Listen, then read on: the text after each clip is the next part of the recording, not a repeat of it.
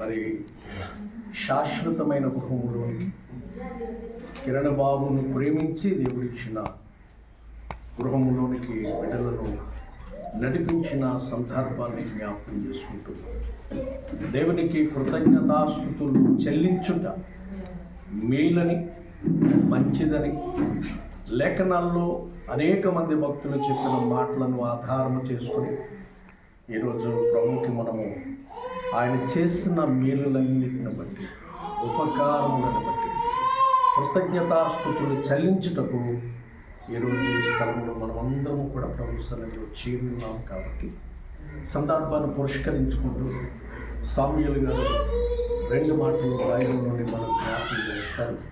ఆ తర్వాత ప్రార్థన ఆశీర్వాదాలతో ముగించేస్తాం. మన ప్రభువు రక్షణ యేసుక్రీస్తు వారి శ్రేష్టమైన నామమున శుభాలు వందనాలు తెలియజేసిన సమయం ఇచ్చిన దైవజనులు రెవరెండ్ రాజుబాయి గారికి, చేరొచ్చిన మీ అందరికీ కూడా నా హృదయపూర్వక వందనాలు తెలియజేసిన అందరికి వందనాలు. చేయకుండా కనిపించడం మీకు అలాగా ఓకే. 5 నిమిషాల్లో నేను వాక్యాన్ని ముగించేస్తాను. చాలా శ్రద్ధగా వినండి. అక్షిత, కిరణ్ బాబు, మీరు ఎవరిని ఎటువైపు చూడద్దు. మీరు మాత్రం చాలా శ్రద్ధగా ఈ మాట వినండి. మీ జీవితంలో ఈ మాట చాలా వాస్తవానికి వీరభద్రపురం మందిరాల్లో ఎలా ఉంటుందంటే, పెళ్లి నుంచి వచ్చిన తర్వాత ఖచ్చితంగా స్తుతికుడికి పెట్టుకుంటారు. ఆ స్తుతికుడిలో నేను వాక్యం మాట్లాడితే మాత్రం ఆ వాక్యం చాలా జాగ్రత్తగా వినమని చెప్తాను. ఎందుకనంటే ఈ వాక్యం వాస్తవం పెళ్ళిళ్ళలో మీరు వాక్యం వినరు. ఈ వాక్యం జాగ్రత్తగా మీరు వింటే మీ జీవితం చాలా అద్భుతంగా ఉంటుంది. ఎందుకు ఈ మాట చెప్తున్నంటే ఇది అతిశయోక్తి కాదు. దేవుని వాక్యం కుటుంబాలని కట్టేది. వివాహాలు ఘనంగా చేస్తాం కానీ వాక్యం వినరు. ఆ రోజు ఏ వాక్యం చెప్పారంటే ఆ వాక్యం మాత్రం ఎవరికి గుర్తుండదు. ఈ రోజు వాక్యం చాలా ఇంపార్టెంట్ అంటాను నేను. ఎవరైతే ఆడబిడ్డ అమ్మగారింటికి అండి అత్తగారింటికి వచ్చిందో ఈ రోజు వాక్యం వినాలి. పరిశుద్ధ లేఖనంలో యేసుక్రీస్తు ప్రభు వారి జీవన విధానంలో ఒక వివాహం జరిగింది. ఆ వివాహం కానా అనే ఊరిలో వివాహం జరిగింది. వివాహం జరిగినప్పుడు 2వ అధ్యాయం ప్రారంభపు మాట ఏమని ఉంటుందంటే, ఒక్కసారి యోహాను సువార్త 2వ అధ్యాయానికి వెళితే ఒక అద్భుతమైన మాట మనకు కనబడుతుంది. ఏమనుంది? మీరే చదివి చెప్పండి అంటున్నారు, నేనే చదివి చెప్పాను. యోహాను సువార్త 2వ అధ్యాయంలో 3వ దినమున అని ప్రారంభించబడింది. అధ్యాయం ఏమని ప్రారంభించబడింది? 3వ దినం. జాగ్రత్తగా వినండి ఈ మాట. ఎవరు అటు ఇటు తిరగవద్దు. ఎక్కడ ఉన్న వాళ్ళు అక్కడ అలా స్టాండ్ అయిపోను. కిరణ్, అక్షిత చాలా శ్రద్ధగా వినండి. 3వ దినమునని ప్రారంభించబడింది. ఈ మాట నేను చదువుతున్నప్పుడు పరిశుద్ధాత్ముడు నాకు కొన్ని విషయాలను జ్ఞాపకం చేశాడు. 3వ దినానికి ఏంటి ప్రాముఖ్యత? 3వ దినాన్న యేసుక్రీస్తు ప్రభువారు గలిలయలోని కానా అనే ఊరిలో వివాహానికి వెళ్ళాడు. ముందు జరిగిన విషయం ఏంటి? అది చాలా ముఖ్యం. ఒక వివాహం ఘనంగా జరిగింది. వారి వ్యవస్థ ఘనంగా కొనియాడబడుతుంది. వారి జీవన విధానం బాగుంది అనంటే 3వ దినాన్న కానా విందులో జరిగిన అద్భుతానికి ముందు జరిగిన విషయానికి వెళ్ళాలి. ఏం జరిగింది అనంటే అక్కడ 1వ అధ్యాయం 29వ మాట, మరునాడు యోహాను యేసు తన యొద్దకు రాగా చూచి, ఇదిగో లోక పాపములను మోసుకొని పోవు దేవుని గొర్రె పిల్ల. యేసుక్రీస్తు ప్రభు వారిని చూచాడు. మొదటి రోజున చూడడం అనేది యేసుక్రీస్తు ప్రభు వారిని ఏ కుటుంబం అయితే నూతనంగా జత చేయబడుతుందో వారు రుచి చూచి తెలుసుకోవాలి. మీ కుటుంబం బాగుండాలంటే, మీ కుటుంబ వ్యవస్థ ఘనంగా నడిపించబడాలంటే, నిజంగా కుటుంబం అనేది అంత ఈజీగా నడిచేది కాదు. చాలా జాగ్రత్తగా కుటుంబాన్ని కట్టుకోవాలి. ఇక్కడ ఈ కుటుంబాన్ని దేవుడు కట్టే ముందు ఆ 2 దినాల్లో మరునాడు అని కనపడుతుంది. ఒకనాడు ఏం జరిగిందంటే యేసుక్రీస్తుని చూచారు. 2వ నాడు మరునాడు అని ఉంటుంది. అక్కడేమని ఉందంటే, టైం లేని కాలం ముందుకు వెళ్తున్నా, అక్కడేముందంటే యేసుక్రీస్తు అసలు ఎక్కడ బ్రతుకుతున్నాడు, ఈయన నివాసం ఏంటి అని గమనించారు యోహాను శిష్యులు. గమనించినప్పుడు ఆయనను వారు కనుగొన్నారు. మనము యేసుక్రీస్తుని రుచి చూడకపోతే కుటుంబం ఘనంగా నడిపించబడదు. యేసుక్రీస్తు తెలుసుకోవడం వేరు, యేసుక్రీస్తుని రుచి చూడడం వేరు. యేసుక్రీస్తుని మీరు నిజముగా రుచి చూస్తే మీ బాంధవ్యం చాలా ఘనంగా ఉంటుంది. 2వది, రుచి చూచిన మీరు యేసును మాత్రమే వెంబడించండి. మనుష్య సాంప్రదాయాలను వెంబడించొద్దు, మనుష్య ఆలోచనలు వెంబడించొద్దు. మీరు నిజముగా యేసును మాత్రమే వెంబడిస్తే మూడవ దినాన్న వివాహానికి వెళ్ళాడు యేసుక్రీస్తు ప్రభువారు. 2 దినాల్లో యేసుక్రీస్తును చూచారు. రెండవ దినాన్న యేసుక్రీస్తును వెంబడించారు. మూడవ దినాన్న వివాహం ఉన్నాడు యేసుక్రీస్తు ప్రభువారు. వివాహములు ఉన్నప్పుడు వివాహములో ఒక సమస్య ఎదురుపడింది. ఏమిటి ఆ సమస్య అంటే ద్రాక్షారసం అయిపోయింది. సమస్యలు వచ్చినప్పుడు సహజంగా సమస్య వైపు చూస్తాం. మీ కుటుంబం బాగుండాలంటే మీరు సమస్య వైపు చూడొద్దు, సమస్యను పరిష్కరించే ప్రభు వైపు చూడండి. వెంటనే సమస్యలు వచ్చినప్పుడు సమస్య గురించి కంగారు పడొద్దు. యేసుక్రీస్తు మీ కుటుంబంలో ఉంటే, నిజముగా యేసుక్రీస్తును రుచి చూస్తే, యేసుక్రీస్తును వెంబడిస్తే, యేసుక్రీస్తు నిజముగా మీ కుటుంబ వ్యవస్థలో ఉంటాడు. ఆయన ఉన్నప్పుడు సమస్యలు వస్తాయి. సమస్యలు వచ్చినా సమస్య వైపు చూడొద్దు, యేసుక్రీస్తు ఉన్నాడని గమనించండి. సమస్య వచ్చింది, వీరు యేసుక్రీస్తు ప్రభు వారి దగ్గరికి వెళ్ళలేదు, యేసుక్రీస్తు తల్లి దగ్గరికి వెళ్ళారు. యేసుక్రీస్తు తల్లి అంటుంది, నేను కాదు అద్భుతం చేసేది, ఆయన ఏది చెబుతాడో అది చేయండి. యేసుక్రీస్తు సమయం కొరకు ఆయన ఏది చెబుతాడో అది చేయడానికి మీరు ఇష్టపడండి. మొదట సమస్యల వైపు చూడొద్దు, రెండవది యేసుక్రీస్తు వైపు చూడండి, మూడవది ఆయన సమయం కొరకు ఎదురు చూడండి, నాలుగవది ఆయన చెప్పేది మాత్రమే చేయండి. వివాహ వ్యవస్థ బాగుండాలంటే మనం అందరం చిన్న కుటుంబాల నుంచి ఎదిగిన వాళ్ళమే. మనలో చాలా అవకతవకలు ఉంటాయి ఆర్థికంగా. మనలో కుటుంబాల్లో చాలా చిన్న చిన్న భిన్నాభిప్రాయాలు ఉండొచ్చు. కానీ కుటుంబంలో యేసుక్రీస్తు ఉంటే సమస్యలు వచ్చినప్పుడు ప్రభు వైపు చూడండి. సమస్య వచ్చినప్పుడు యేసు మనతో ఉన్నాడని గమనించండి. ఆయన ఏది చెబితే అది చెయ్యండి. అంతేకాదు అక్కడ జరిగిన విషయం ఏంటి తెలుసా? ఆయన సమయం కొరకు ఎదురు చూడండి, మీ సమయాన్ని తీసుకోవద్దు. సమస్య వచ్చిందా, కుటుంబం ఆశీర్వాదకరంగా నడుస్తుంటుంది. ఏదైనా మనకు అవసరత అక్కడికి వచ్చినప్పుడు ఆయన సమయం కొరకు చూడండి, ఆయన చెప్పినది చేయండి. అక్కడ ఏం జరిగింది తెలుసా? యేసుక్రీస్తు సమృద్ధినిచ్చాడు. ఆ వివాహంలో లేమి నుండి సమృద్ధినిచ్చే దేవుడు ఈయన. మీ కుటుంబం అన్ని విషయాల్లో సమృద్ధిగా ఉండాలనే దేవుని ఉద్దేశం. మీ కుటుంబం సమృద్ధిగా ఉండాలంటే ఆయన సమయానికి విలువివ్వండి, ఆయన మాటకు విలువివ్వండి, ఆయన చెప్పినది చెయ్యండి. ఖచ్చితంగా మీ కుటుంబం కూడా అలనాడు కానా విందులో సమృద్ధి ఎలా అయితే ఉందో, మొదట ద్రాక్షారసం ఎవరు తయారు చేశారు? ఆ విందు ప్రధాని తయారు చేశాడు. రెండవసారి ద్రాక్షారసం ఎవరు తయారు చేశారు? యేసుక్రీస్తు ప్రభువారు మాట చొప్పున తయారు చేయబడింది. అక్కడ మీరందరూ ఆ ఖాళీ బాణాల వైపు చూస్తున్నారు, ద్రాక్షారసం అయిపోయిన బాణాల వైపు చూస్తుంటే యేసుక్రీస్తు ఏమన్నాడు తెలుసా? మీరు ఆ రాతి బాణాల వైపు చూడండి. ఆ రాతి బాణాలు ఎందుకు ఉంచబడ్డాయంటే శుద్ధీకరణ ఆచార ప్రకారం ఉంచబడిన బాణాలవి. మీరు పరిశుద్ధతకు విలువివ్వండి. మీ కుటుంబం పరిశుద్ధతగా ఉంటే పరిశుద్ధాచరణ కొదువైపోతుంది కుటుంబాలలో. పరిశుద్ధాచరణ కుటుంబంలో ఉంటే సర్వ సమృద్ధిలో నడిపించబడతారు. ముగించేస్తున్నాను. చివరిగా 2 కుటుంబాలు మీ ముందు నుంచి వర్తమానం ముగించేస్తాను. వివాహాల్లో బాగా పరిచయం చేసుకుంటాం. ఏ కుటుంబాన్ని? రిబ్కా కుటుంబాన్ని. ఇస్సాకు రిబ్కా కుటుంబాన్ని. నేనంటాను రిబ్కా కుటుంబం. రిబ్కా ఎక్కడి వరకు పనిచేస్తుంది అంటే వివాహం వరకు మాత్రమే పనిచేస్తుంది. ఎంతవరకు పనిచేస్తుంది? రిబ్కా వివాహం వరకు మాత్రమే పనిచేస్తుంది. వివాహం అయిన తరువాత రిబ్కా కుటుంబాన్ని నడిపించలేకపోయింది, సమతుల్యతలో నడిపించలేకపోయింది. వివాహం అయిన తరువాత ఎవరి వలె ఉండాలంటానంటే నేను అబీగాయిలు వలె ఉండాలంటాను. అబీగాయిలు గురించి పరిశుద్ధ గ్రంథం ఏం చెప్తుంది తెలుసా?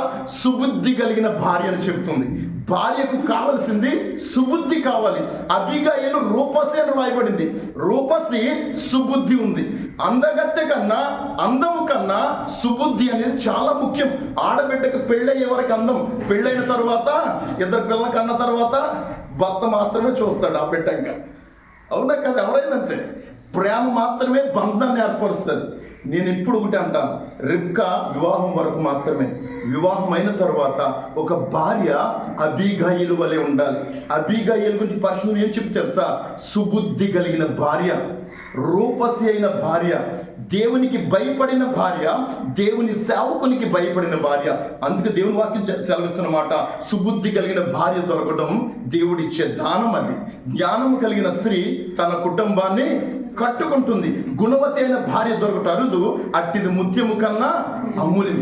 దేవుడు ఒక అబీగాయిలు వలె సుబుద్ధి కలిగి జ్ఞానము కలిగి కుటుంబాన్ని కట్టుకోవాలని చెప్పి నా ప్రియ కుమార్తె అక్షిత నేను కోరుకుంటున్నాను. ఎందుకనంటే అక్షిత, మీ డాడీ నీకెంతో, నేను కూడా అంతే. నేను ఈ మాట ఇస్తున్నాను, నీకు అన్ని విషయాలు నాతో కూడా ఉంటుంది. కానీ ఒకే మాట నేను చెప్తున్నా, మీరు దేవుని సేవకుల కుటుంబాలను ఉన్నారు. మీరు అందరూ, కిరణ్ బాబు కావచ్చు, నీవు కావచ్చు, ఇక్కడ ఉన్న వాళ్ళు ఎవరమైనా సరే, దేవుని సేవలో ఉన్న మనం అనేక మందికి మాదిరి కలిగిన కుటుంబంగా మనం ఉండాలి. ఒకటే మాట నేను చెప్తున్నాను, మీరు రిబ్కా వలె వివాహం వరకు మాత్రమే ఉండాలి.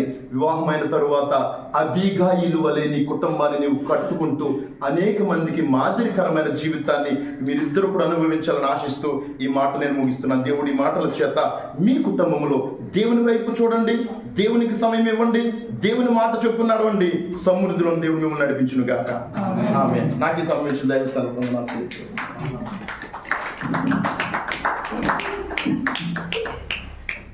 మంచిది. ఈరోజు మరి నూతనంగా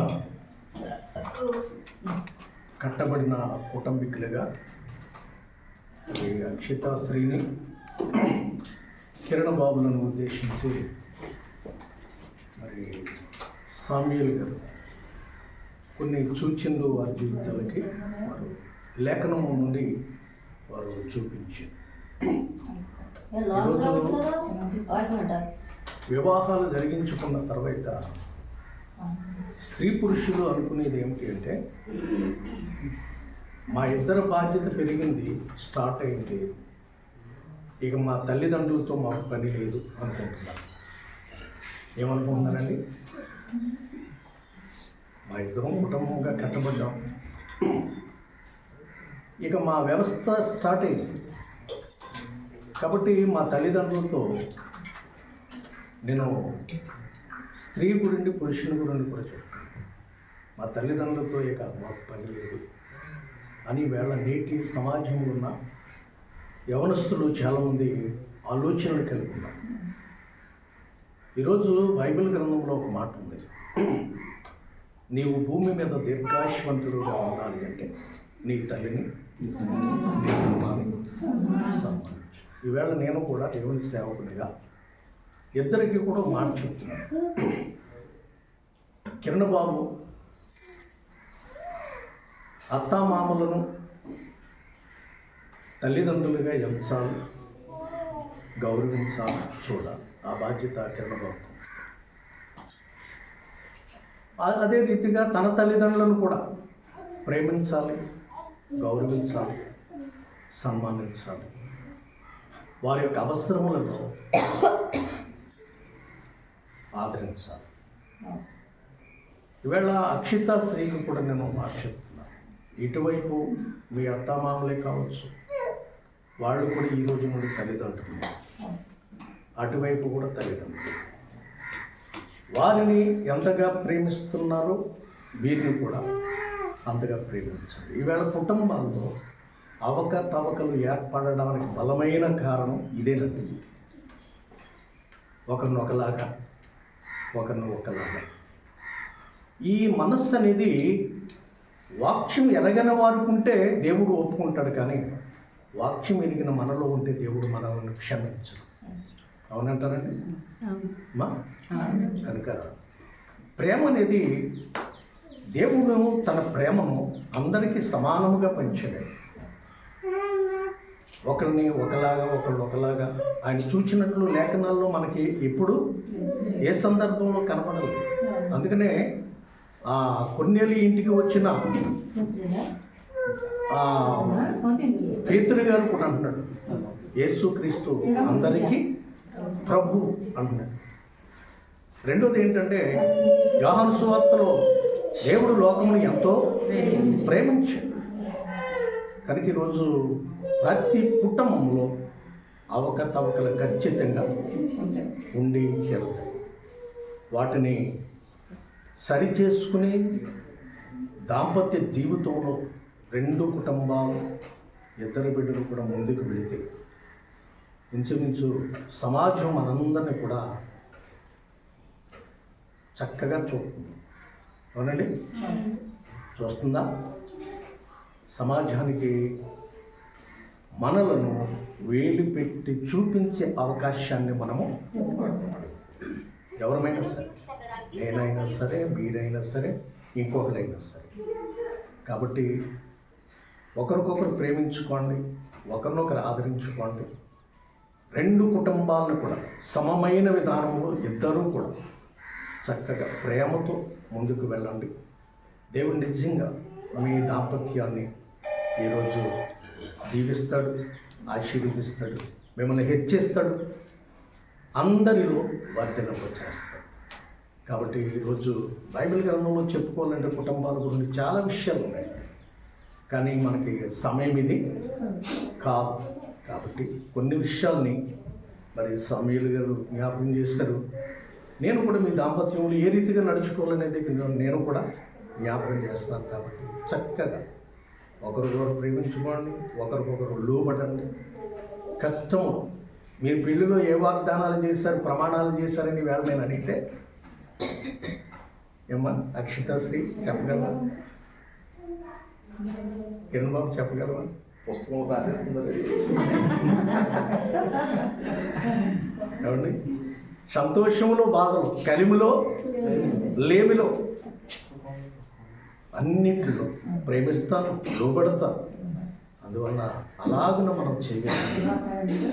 ఆకాశమందున్న దేవుడు ఖచ్చితంగా ఆయన వాగ్దానములను మన పట్ల నెరవేరుస్తాడు. అందువల్ల మరి చక్కగా అనేక మంది ఆశీర్వాదాలతో, దీవులతో మీరు కుటుంబంగా కట్టబడ్డారు. కాబట్టి ఆ ఆశీర్వాదాలు, పర సంబంధమైన దేవుని ఆశీర్వాదాలు, భూ సంబంధమైన మనుష్యుల ఆశీర్వాదాలు, అటువైపు ఇటువైపు తల్లిదండ్రుల ఆశీర్వాదాలు, బంధువుల ఆశీర్వాదాలు, పెద్దల ఆశీర్వాదాలని పొందుకుంటూ సుఖశాంతులు కలిగి, సమాధాన సంతోషములు కలిగి, ఐశ్వర్య భాగ్యములతో మీ యొక్క దాంపత్యం కలకాలము వర్ధిల్లుచు అనేకులకు ఆదర్శమైన కుటుంబంగా మీ దాంపత్యం ఉండాలి అని దేవుని సేవకునిగా ఈ మాటలు మీ మనసులో పెడుతూ మిమ్మల్ని దీవిస్తూ ఈ మాటలు నేను కూడా ముగిస్తున్నాను. ఈ హెచ్చరికలను మీ హృదయములను దేవుడు స్థిరపరిచి ఆశీర్వాదకరముగా నెరవేర్చునుగా. ఓకేనండి, మనం ప్రార్థన చేసుకుని దేవుల్ని తీసుకుని మనం ముగించేసుకుంటాం. అంతేనా? ఓకే అమ్మ, ప్రార్థన చేద్దాం. రాజుగారు అక్కడే అంటారు భోజనాలు అయిన తర్వాత